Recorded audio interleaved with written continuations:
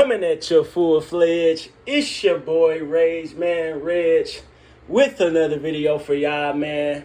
Welcome, YouTube. So, when it comes to the sport of basketball, we've all heard the saying, it's a copycat league before. Usually, that's referring to teams that defined an era. But what about the players? More specifically, what about the positions? In this video, I'm going to share my view of which hooping position defined which decade the best. So, let's get into it.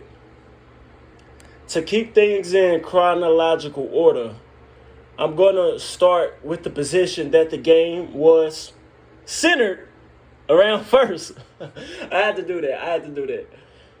If I had to choose which decade, parenthesis S, the center was most prominent in, it would be both the 1960s and the 1970s.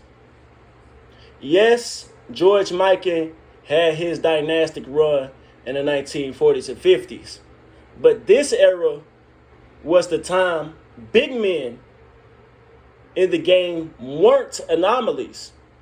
They were the standard. In detail, from 1959 to 1979, a total of 19 centers were the league's MVP. Bill Russell and Kareem Abdul-Jabbar won it 5 times, and Wilt Chamberlain 4.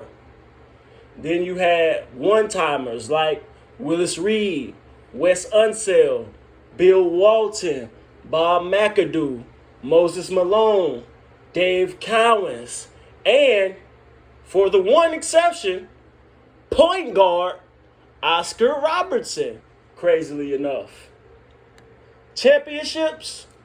Now we know who spearheaded the Boston Celtic dynasty. Not to mention the facts that the first 3 finals MVPs were centers, and half of the finals MVPs of the entire 70s decade were centers as well. Transitioning to the 1980s, the era of the small forward. While the game was still indeed inside out, there was a pickup of wing scoring. Even a couple of years before, if you really want to be historically accurate. Julius Dr. J. Irvin was the bridge between modern and pre-modern basketball as the face of the stylish and innovative American Basketball Association, the ABA. In his 5 seasons in the ABA, Dr. J scored 11,662 of his total 30,026 professional points. In that time, he also won 3 straight league MVPs. That is historic. It's only 4 players in American professional basketball to do that. Dr. J, Wilt Chamberlain, Bill Russell, and another player that I'm about to mention. He made a couple of finals trips. In the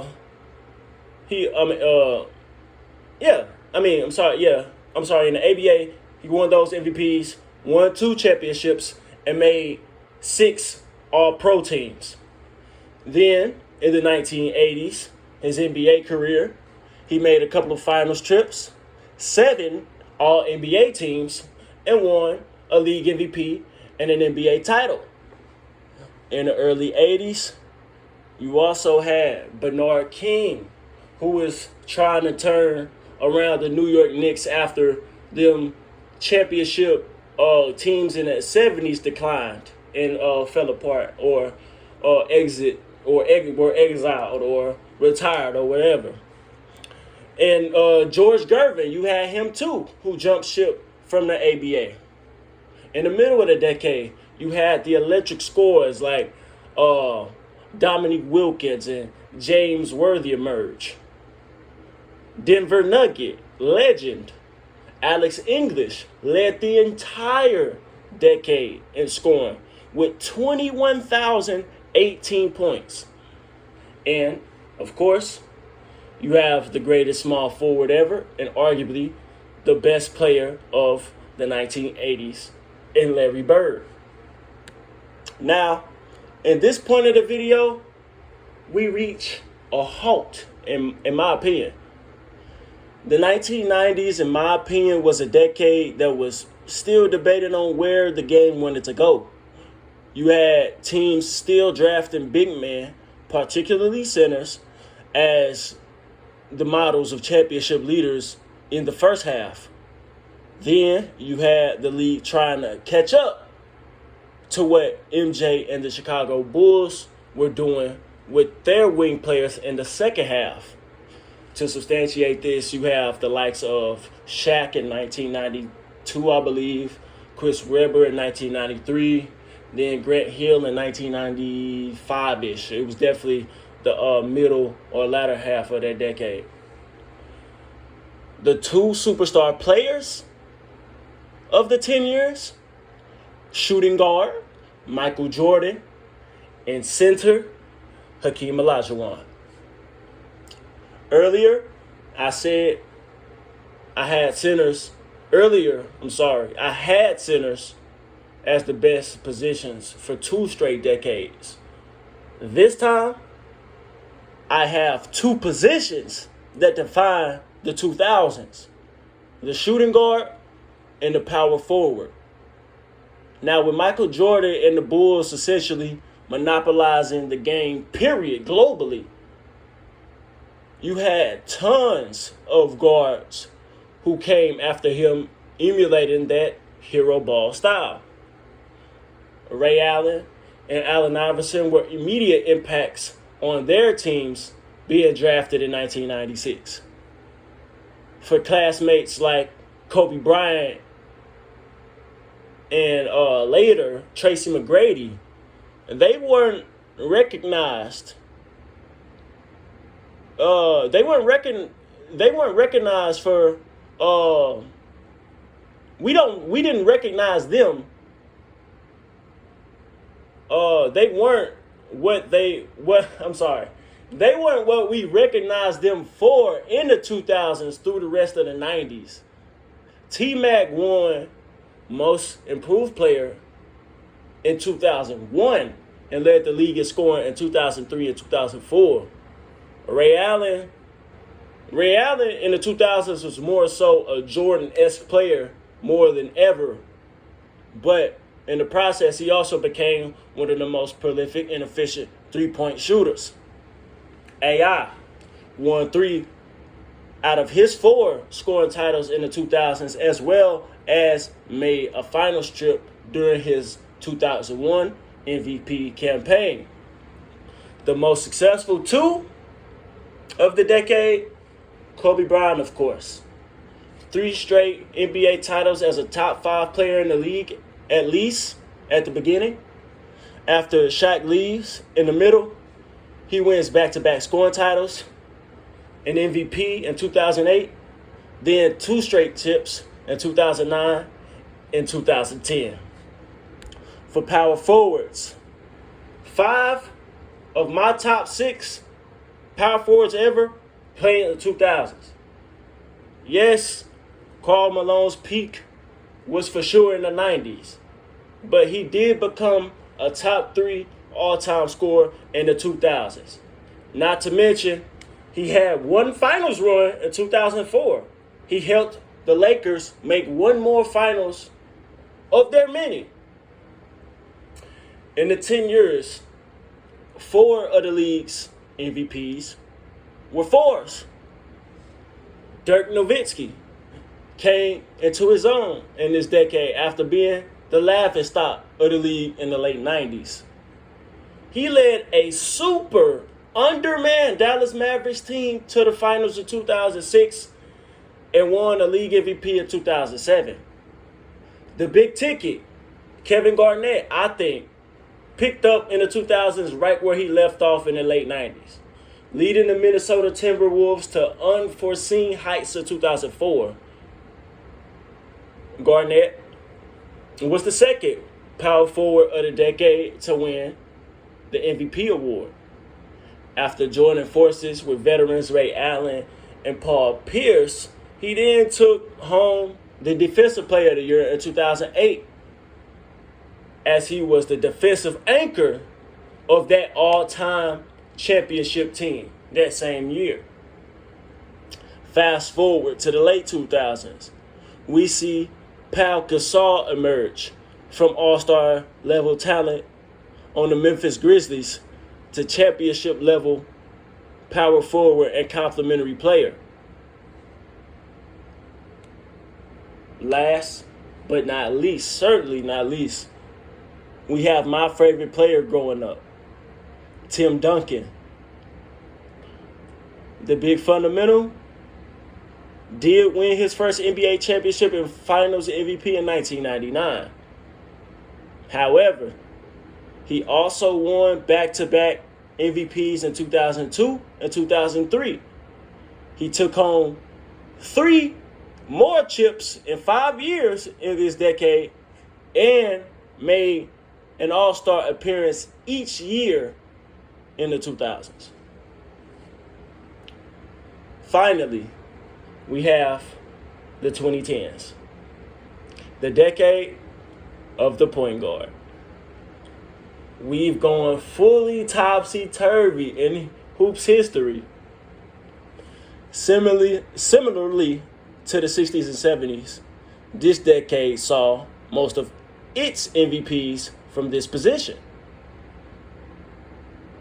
As the rest of the awards went to two small forwards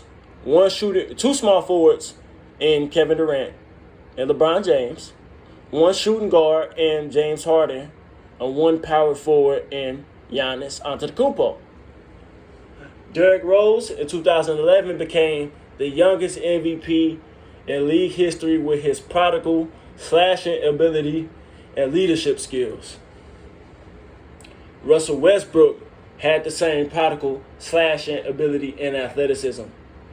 He also still has, though, as much as y'all don't want to admit it, above average passing and, not so more scoring ability. Leading the league in both categories at a time. Most importantly, though, he did something we never thought could be done again. Averaged a triple-double for 4 consecutive seasons. Now, this guy didn't start the decade hot. And, he didn't start the decade hot. Russ really didn't either. He really didn't come into his own he did make the finals in 2012, but that was more so on the back of Kevin Durant. This guy, he didn't start the decade hot, but he changed the game and got the people who weren't willing to change with it up out of there in the middle of it. Steph Curry. He was the catalyst of perimeter scoring in the 2010s. Although the three-point shot was around at this point for 25 years, nobody had used it in that level of volume and variety. Getting into his accomplishments, Curry won back-to-back MVPs in 2015 and 2016, the latter being the only unanimous selection. He topped all the more prominent three-point records in the midst of building a small market team into a billion-dollar superpower, crafting a successful super team that was centered around his play style, and won another championship with another iteration of the squad. Obviously, we're in 2023. The likes of LeBron James, Steph Curry, Giannis Antetokounmpo, and Nikola Jokic have won so far. Where the league is going, we will see. In conclusion, I put the center as the primary position in the 60s and 70s due to Bill Russell and Wilt Chamberlain taking what George Mikan did to the next level.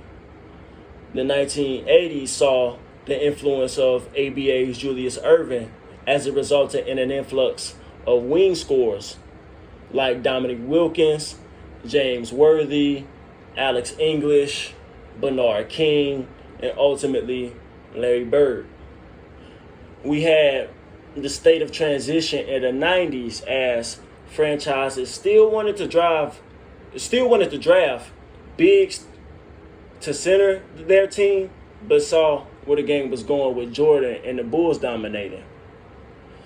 Jordan's influence was seen all through the 2000s as shooting guards like AI and Kobe Bryant excelled at that stylistic succession.